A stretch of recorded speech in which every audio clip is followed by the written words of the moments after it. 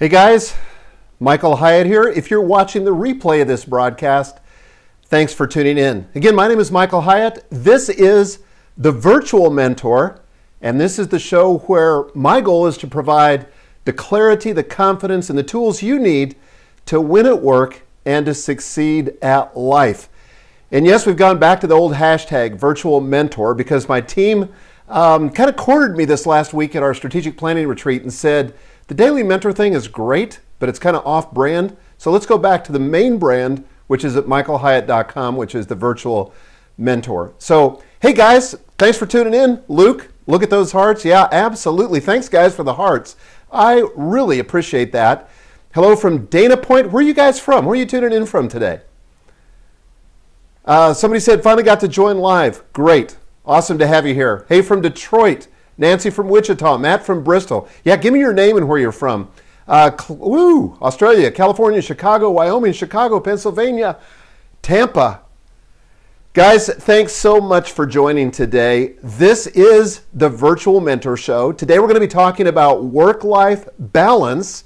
And I'm going to be talking about the fact that no, you do not have to work 24/7 if you want to achieve success, broadly speaking. Okay? So I'm going to go for about 15 minutes and share some thoughts about that. Then I'm going to take your questions. But the first question I have, by the way, I'm just still watching all where you guys are coming from. Amazing. Rondolph from Lima, Peru. That's pretty cool. Joanne from Boston. Mark from Oxford. I think that's Oxford, Mississippi. Cummings, Georgia. Awesome. Chris said the new post is awesome. Yeah, the post is on my blog today because I was inspired by a couple of events in the last week. One was this expose in the New York Times about Amazon and about this toxic culture that they've created. Now, as you would expect, Jeff Bezos, he's the CEO, in a subsequent press release basically denied that it was true, but there were over 100 people from the company at all levels that confirmed that it was just a toxic work environment. One of the things he said is that you have to work smart, hard, and long, and you can't choose two of the three. You have to do them. And I don't think that's right, because I ultimately think if you're working that hard, something has to give. It's going to be your health, it's going to be your marriage, it's going to be your kids. Something's going to pay the price for that kind of relentless drive. So guys, thanks for joining. And let me just ask this question. And again, if you're just joining, I'm Michael Hyatt. I'm the author of the New York Times bestseller platform, Get Noticed in a Noisy World. I also blog over at michaelhyatt.com where I get about 1 million page views a month. I almost said a day, a month, not quite up to 1 million a day. I also have a podcast called This Is Your Life where we talk a lot about pursuing success in every area of your life, primarily winning at work, but succeeding at life. I don't think you have to choose one over the other. But if you agree with that it's possible, suspend disbelief for just a minute if you're cynical, is it possible to have work-life balance? If you agree that's possible, give me some hearts. Just tap. By the way, the podcast is at iTunes. Somebody just asked that question. And you can just search for my name in the iTunes directory and it'll bring it right up. Great. Lots of people agreeing with this. But let me ask this question. How many of you, just between us, how many of you struggle with work-life balance? You kind of suspect that maybe you're working too much. If that's you, say yes or absolutely. Somebody said yes, but it shifts with the season. I agree. I do. That's why your company is awesome. Go Intentional Leadership. Yes. Yes, at times, definitely. Drew says in the ministry, no doubt. Absolutely. People in the ministry, I think, really struggle with it because for a lot of us, the weekends are the downtime. For people that are in the ministry, that's work time. And it takes a special effort of intentionality to survive that. Somebody said, Perry says, your head is in the perfect spot on the screen. Good. Thank you. And by the way, behind me are some URLs. If you want to get to that blog post that I wrote today, it's at michaelhyatt.com/Amazon, and I would really encourage you to take a look at that. Just a couple of ground rules before we get started here, and I'm going to just talk about this whole thing about Amazon and work-life balance and all that. But if you have a question, just in the comment box, put 2 question marks, your name in all caps, and then give me the question. I'll try to take a little bit as we're going along, but especially in the last half of this broadcast, I'll really double down and try to get all your questions in the time that we've got. Again, this is going to go for about 30 minutes. We've got about 20 left. And then if you would share this scope with your friends, that would be so helpful to me. This is really just a 30-day trial for me to see if it's worth the investment of my time. And I can promise you, one of the metrics we're going to look at is how many people are subscribed to this Periscope broadcast and want me to continue it. So please share it. All you have to do is just tap that little icon of the man in the lower right-hand corner, scroll down just a little bit, and there's a share icon, and you can share that with your friends on Twitter. And I'd be grateful if you would do that. And then, of course, to get hearts, and I always have people that are new here for the first time, all those hearts that are going up on the right, let's demonstrate those a little bit. Okay, fantastic. Just tap on your screen. So if you hear something you like, something you agree with, something that resonates with you, tap on the screen. That's like digital applause. And honestly, it's like throwing a bone to a dog. So that revs me up and gets me excited. Yes, thank you for the heart love. Okay, so two things I said in the last week or so that it's made me bring all this to the front about work-life balance. And one was Amazon. So employees that are working these unbelievable hours, oftentimes at the expense of their own health and the expense of their family, intolerance for mistakes and a bunch of stuff. And you can read the article because I link to the New York Times expose in my post, which is today at michaelhyatt.com/Amazon. But there was something else I did this week too.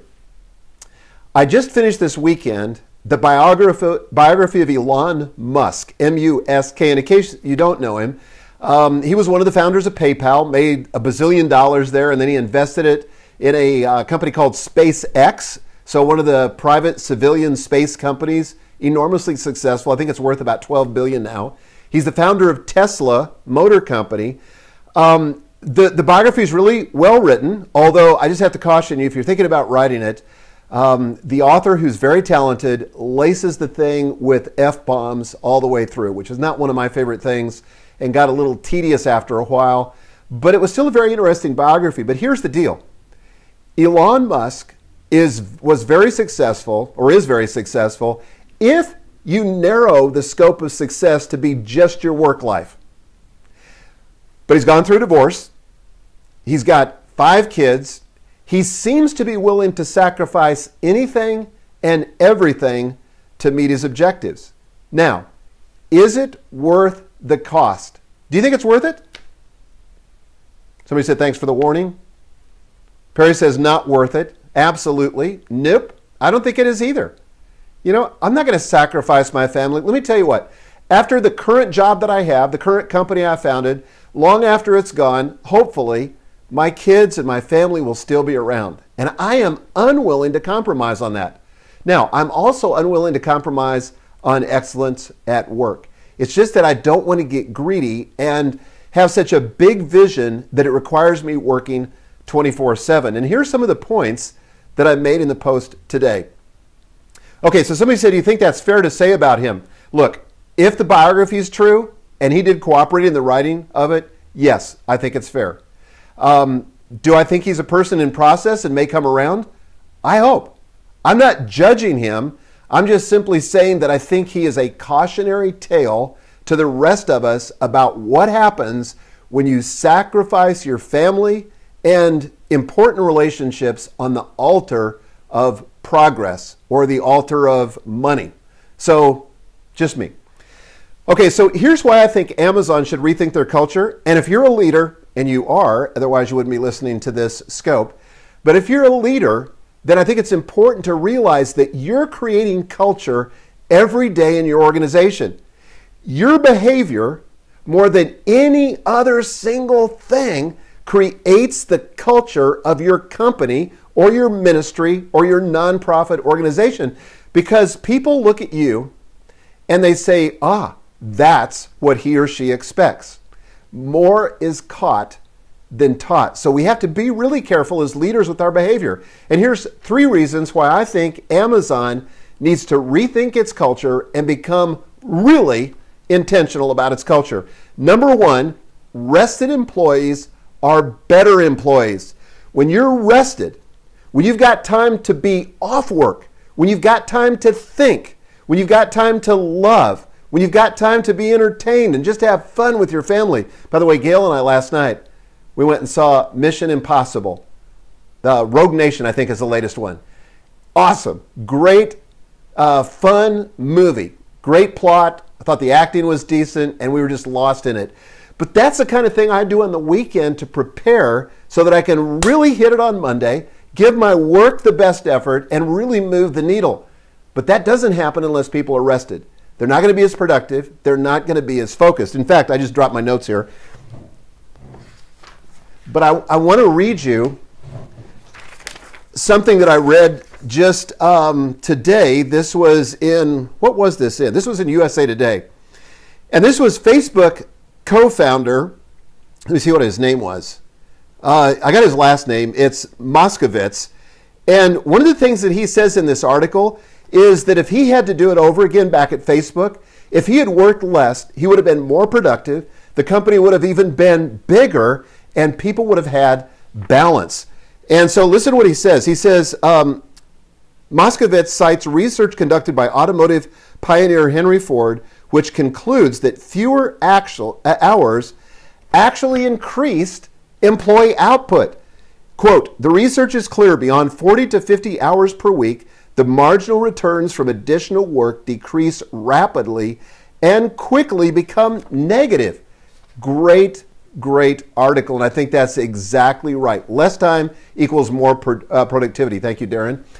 Second point I'd like to make about the Amazon situation, or why Amazon ought to reconsider their culture, is you can't easily separate work life from home life. Now, stick with me for just a minute. Eventually, if you fail at one, you're going to fail at the other. You know, I've never met anyone who was going through a divorce, who had kids that were, rebelling and really giving them a lot of grief, or somebody who was suffering a significant health problem. Those are not times when you can say they're being more productive and more focused at work, right? Because these are inseparable. What's going on in your home life affects your work life. What goes on in your work life affects your home life. And that's why we have to have balance. That doesn't mean we spend equal time in each one, but it means they have their appropriate place in our life, and we're giving attention to both. Third reason why Amazon needs to reconsider their culture, and as leaders why we need to make sure that we're intentional about our culture, is burnout breeds, this is a word I hate, cynicism. You know what I'm talking about. People that automatically go to the negative, that roll their eyes whenever you as a leader propose some new initiative. You know why? Because they're burned out. They're tired. They need a good night's sleep. They probably need a lot of good night's sleep. They need balance. It's hard for people to be energetic, to be excited about what it is you're proposing as a leader, unless they've got appropriate rest. So I had this quote also in the blog post this morning. I just want to repeat it. An overbusy life is not an economic necessity. It's a failure of imagination. It's really true. First of all, we need to state our intention to have work-life balance. And let me just share with you one practical way that I'm doing this. And I got this from my friend Dan Sullivan. I'm in his workshop. And he talks about the concept of free days. And so here's what that looks like for me. On Friday night at midnight, all day Saturday, and all day Sunday till midnight, so 48 hours, those are free days. That means I can't think about work. I can't read business books. I can't have work-related conversations.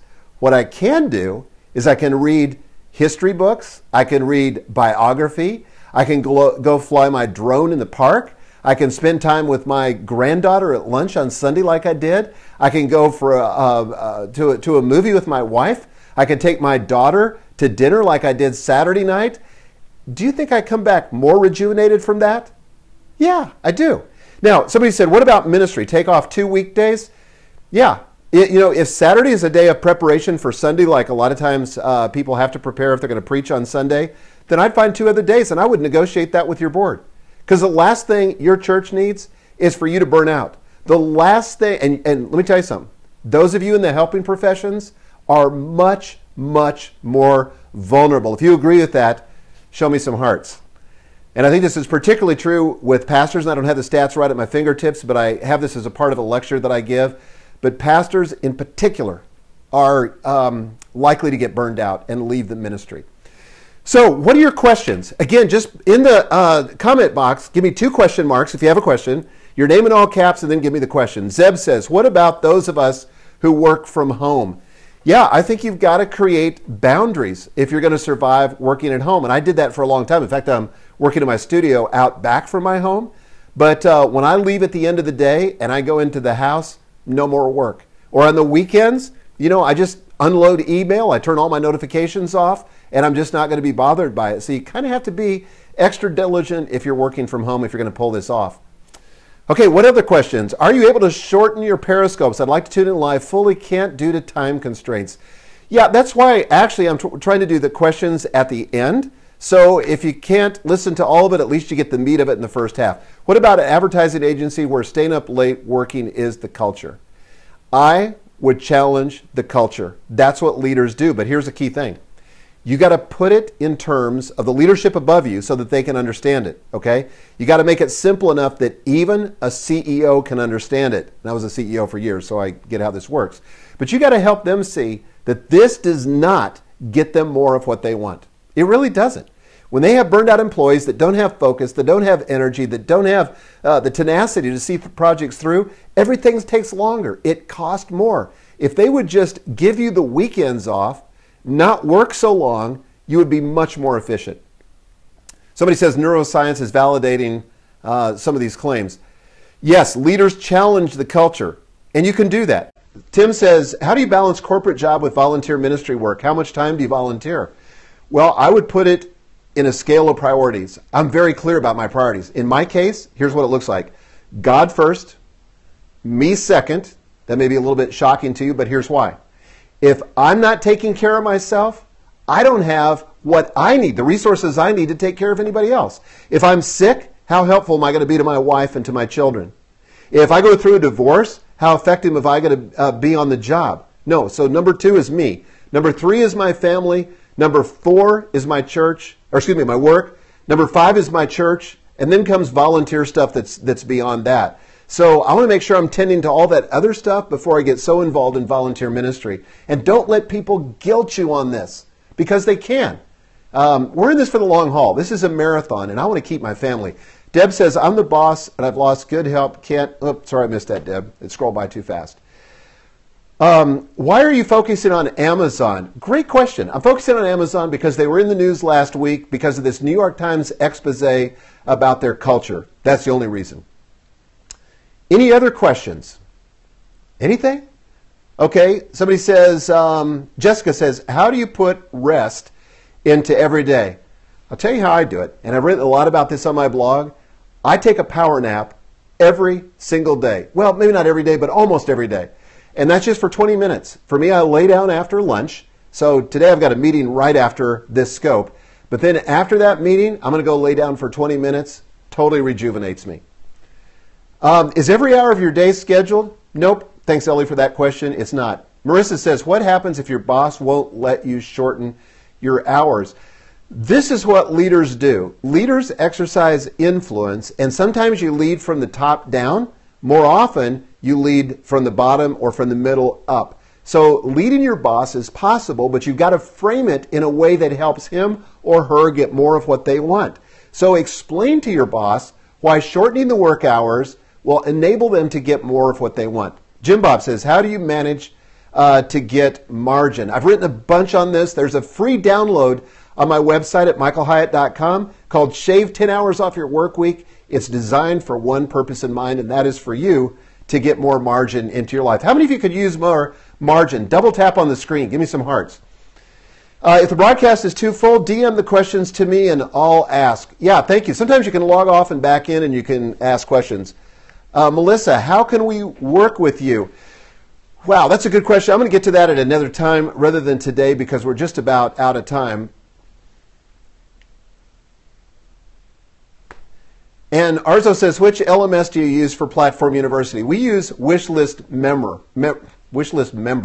Can't get it out. Greg says, how can I maintain balance as I'm trying to build my platform while working in corporate?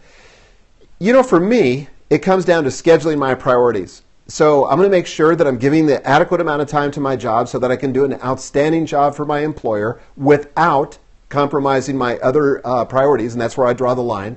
Second thing I would do is schedule time with my family. Date night with my wife is very important. Then I would schedule time to work on my platform. Again, it comes back to priorities. So somebody said, this is just such a great blessing to me. Thankful to God for his work through you. Thank you. I appreciate that. Schedule priorities is key. Tim says, how much time do you spend with church versus other priorities? As I shared just a moment ago, it's my number 5 priority. So for me, it's God first, and then self, and then family, then work, and then church. Okay? So you may have different priorities. Sometimes priorities differ as you go through life. But the important thing is to be intentional with your priorities. So you guys some of you have asked about the virtual mentor branding versus the daily mentor branding.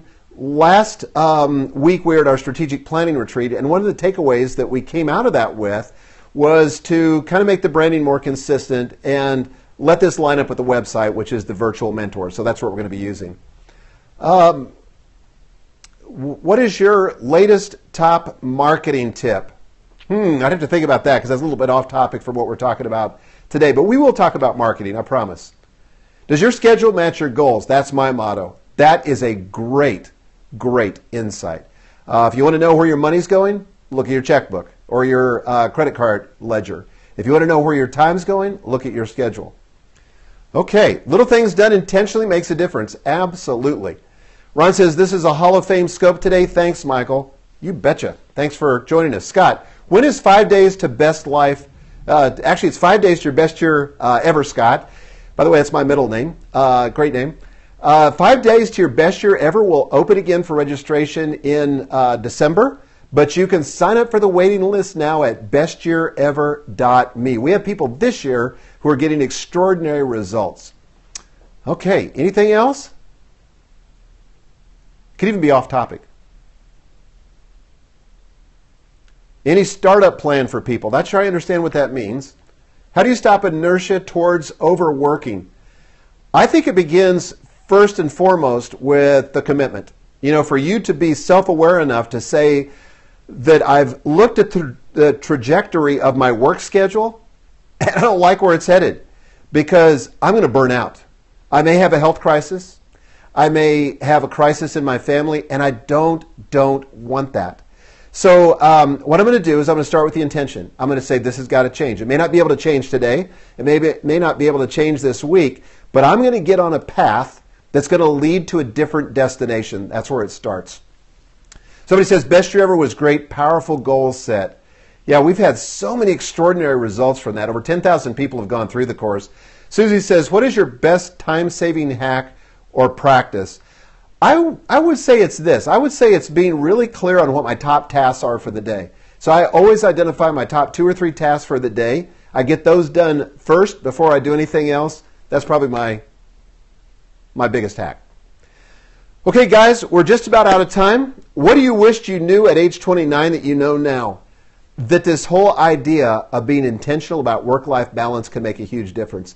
Because I didn't realize that I had agency over this. And what I mean by that is I didn't really realize that I could affect the outcome. I was just kind of drifting with the current. And that's the best way to get to a destination you don't choose, is to drift. Instead, design your life beginning today. You've got the rest of this day, no matter how much is left, and you can design it. Rather than drifting, how can you affect the outcome so that you can say at the end of the day, this was a good day. And I'll look forward to seeing you tomorrow at 12:30 Central Daylight Time. Thanks for tuning in, guys. Love you.